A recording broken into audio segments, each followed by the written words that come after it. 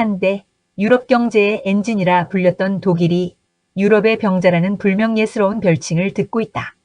이 표현은 원래 19세기 말 쇠락하던 오스만 제국을 지칭하는 말이었지만 1990년대 독일의 장기 침체를 거쳐 이제는 2020년대 독일 경제의 구조적 위기를 상징하는 단어로 다시 회자되고 있다. 2023년 독일의 경제 성장률은 마이너스 0.2%로 OECD 주요국 가운데 최하위를 기록했다. OECD는 독일의 경기 침체가 일시적 현상이 아닌 산업구조 에너지, 정책 노동시장 등 전반에 걸친 문제에서 기인한다고 진단했다. 슐츠 총리 내각은 기후 친화적 성장을 통해 새로운 경제 도약을 만들겠다며 대규모 투자 공약을 내세웠지만 실상은 제조업 부진과 투자 위축, 수출 감소, 전력난이 동시에 겹치며 어려움을 겪고 있다. 독일 경제는 자동차, 기계, 화학, 금속 같은 전통 제조업에 의존해 성장해왔다. 세계 최고 수준의 기술력을 자랑하던 이들 산업은 그러나 2020년대 들어 경쟁력을 빠르게 상실하고 있다. 특히 자동차 산업은 큰 타격을 받고 있다. 폭스바겐, BMW, 벤츠 등 독일을 대표하는 자동차 회사들이 전기차 전환에서 뒤처지면서 중국과 미국 기업에 밀리는 상황이다. 중국은 바이드, 샤오펑, 지리 등 자국 브랜드 중심으로 급속한 전기차 전환을 추진 중이며 유럽 시장에도 공격적으로 진출하고 있다. 반면 독일은 내연기관 중심의 산업구조에서 빠르게 탈피하지 못한 채 이후의 전기차 규제와 중국산 저가 공세에 동시에 휘청이고 있다. 에너지 정책 역시 독일 경제의 발목을 잡고 있다. 2022년 독일은 마지막 원자력 발전소 3기를 폐쇄하며 탈원전 정책을 마무리했다. 이는 기후 정의를 강조해온 독일 사회의 염원을 반영한 조치였지만 현실은 녹록지 않았다. 우크라이나 전쟁 이후 러시아산 가스 수입이 중단되자 독일은 전력난에 직면했고 산업용 전기료는 폭등했다.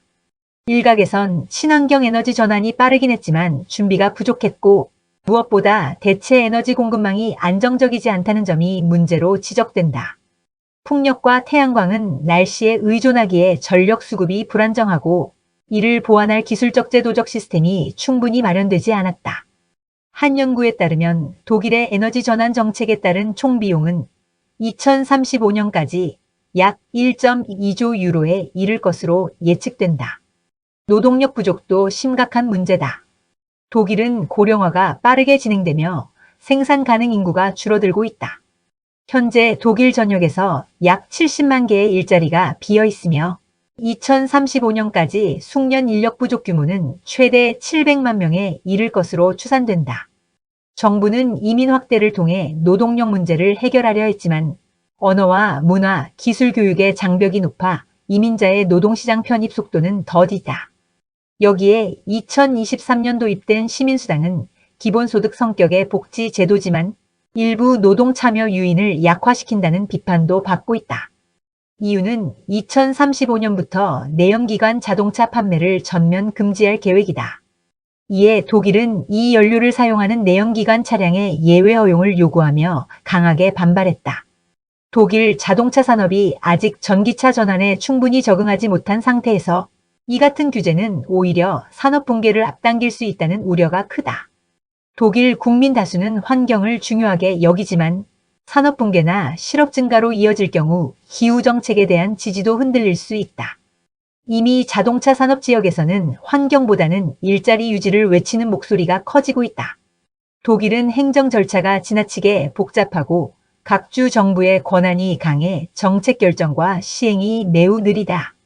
이로 인해 기업의 투자나 스타트업 창업이 다른 나라보다 늦어지고 있으며 각종 인허가에 걸리는 시간은 유럽 최고 수준이다. 디지털 행정 전환도 더디게 진행되고 있다.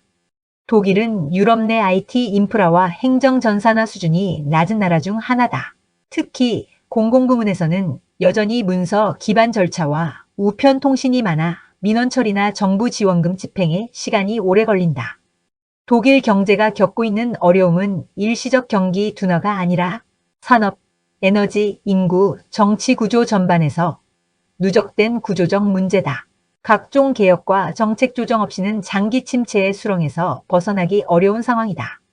전문가들은 다음과 같은 방향에서 독일이 대응해야 한다고 입을 모은다. 첫째, 에너지 정책 재검토이다. 원자력의 재도입 가능성 논의, 탄소세 이후에 에너지 가격 안정화 조치 등이 있다. 둘째, 노동력 확보이다. 여기에는 기술 이민 확대 및 통합 프로그램 강화, 고령 노동자 재교육 등이 있다. 셋째, 산업구조 혁신이다. 여기에는 전기차, AI, 반도체 등 전략 산업에 대한 투자 강화 등이 있다. 넷째, 행정 시스템 개혁이다. 여기에는 디지털 정부 전환, 규제 간소화 등이 있다. 다섯째, EU 내 협력 강화이다. 여기에는 프랑스, 이탈리아와 공동산업 전략 수립 등이 있다. 유럽의 병자라는 꼬리표는 독일에게 단지 수치심이 아니라 다시 한번 스스로를 돌아볼 기회이기도 하다. 위기를 기회로 바꾸기 위한 결단과 실행이 필요한 때다. 산업의 중심에서 길을 잃은 독일은 과연 다시 한번 유럽의 엔진으로 돌아올 수 있을까? 지금은 그 향방을 결정짓는 갈림길이다.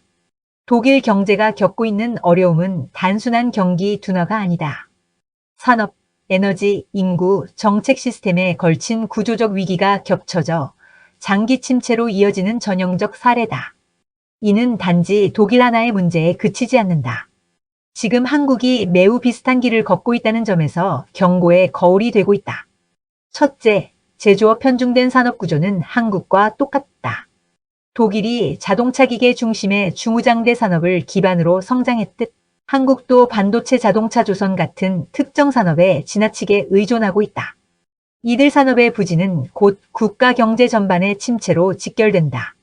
최근 한국 반도체 수출이 흔들릴 때마다 국가 경제 전체가 타격을 입는 현상이 이를 방증한다. 둘째, 에너지 정책의 혼선도 유사하다. 독일이 탈원전과 기후 정책 사이에서 균형을 잃고 에너지 비용이 폭등한 것처럼 한국 역시 문재인 정권이 주도했던 탈원전, 신재생 확대 정책과 원자력 중심 회기 사이에서 일관성 없는 방향성을 보이고 있다. 산업용 전기료 인상과 전력 공급 불안은 에너지 다소비형 제조업에 의존하는 한국 경제에 심각한 리스크가 될 수 있다. 셋째, 고령화와 노동력 부족 문제도 비슷하게 진행 중이다. 한국은 세계에서 가장 빠르게 늙어가는 나라로 이미 청년 인구 감소와 고령화가 노동시장에 큰 영향을 주고 있다. 독일의 느리고 복잡한 행정 시스템은 기업 혁신과 산업 전환을 가로막고 있다.